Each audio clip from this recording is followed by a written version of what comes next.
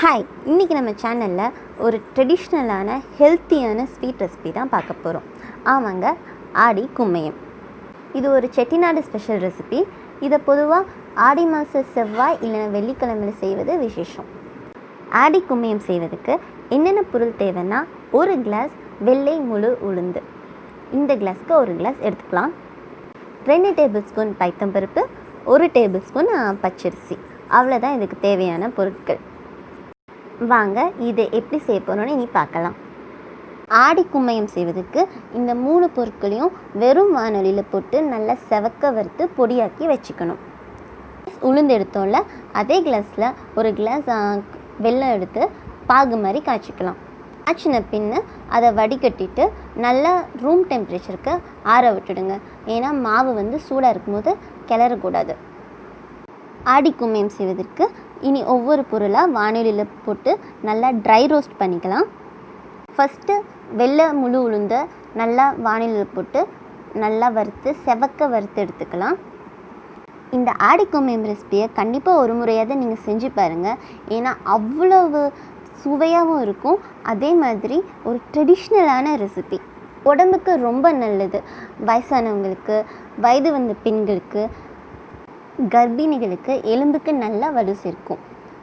ஆடி மாதத்தில் செட்டிநாடு சைடில் செய்வது விசேஷமானது. ஆடி மாதத்தில் ஆடிப்பால், கூழ் இதெல்லாம் செய்வாங்க. நம்ம 3 மாதத்துக்கு முன்னாடியே நம்ம சேனலில் தேங்காய் பால்ன்ற பேரில் ரெசிபி அப்லோட் பண்ணியிருக்கோம். நீங்கள் போய் காட்சியில் கொடுக்குறேன், போய் செக் பண்ணி பாருங்கள். தேங்காய் பால் தான் ஆடிப்பால்னு சொல்லி செய்கிறாங்க. டிஸ்கிரிப்ஷன் பாக்ஸ்லேயும் கொடுக்குறேன், போய் செக் பண்ணி பாருங்கள். அதே மாதிரி கூழ் செய்கிறதும் விசேஷமானது. ராகி கூழ் அந்த மாதிரி ஆடி மாதத்தில் செய்வாங்க.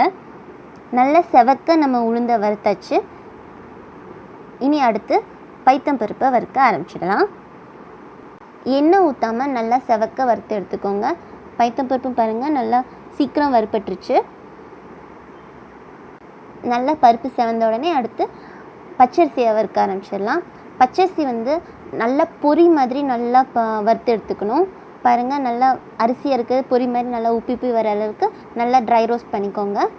இதையும் எடுத்து ஒரு இதில் வச்சுக்கலாம். 3ஐயும் நம்ம மினி பொடி பண்ணி எடுத்து மாவாக்கி வச்சிடலாம்.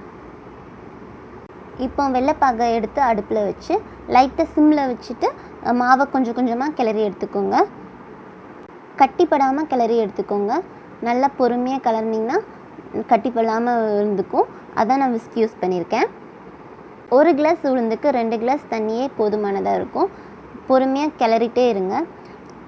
பாத்திரத்தில் ஒட்டாமல் வர பதம் வரைக்கும் நம்ம கிளறணும். ஒரு 1/4 கப் நெய் எடுத்துக்கோங்க. அதை நம்ம மாவு கொஞ்சம் கெட்டியானதும் கொஞ்சம் கொஞ்சமாக பேட்சஸாக சேர்த்து மிக்ஸ் பண்ணி விட்டுக்கலாம்.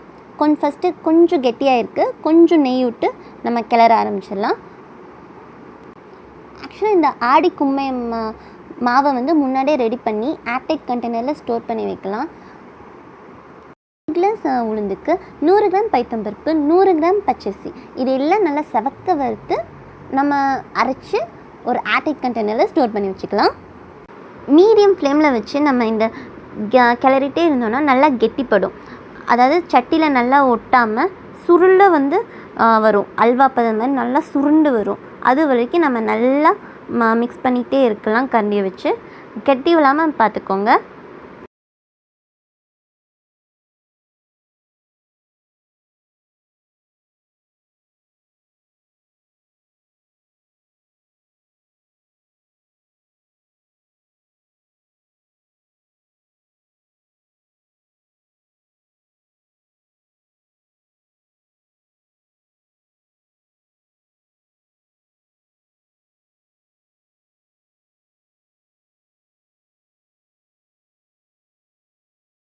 கொஞ்சம் கொஞ்சமாக நெய் விட்டு கிளறுங்க.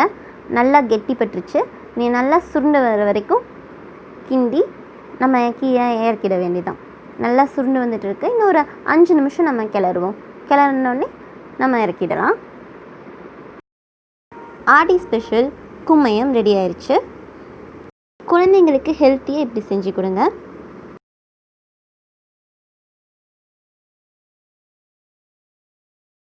இந்த ஸ்வீட்டை நீங்களும் கண்டிப்பாக ட்ரை பண்ணி பார்த்து எப்படி வந்துச்சுன்றதை கீழே கமெண்ட்ஸில் சொல்லுங்கள்.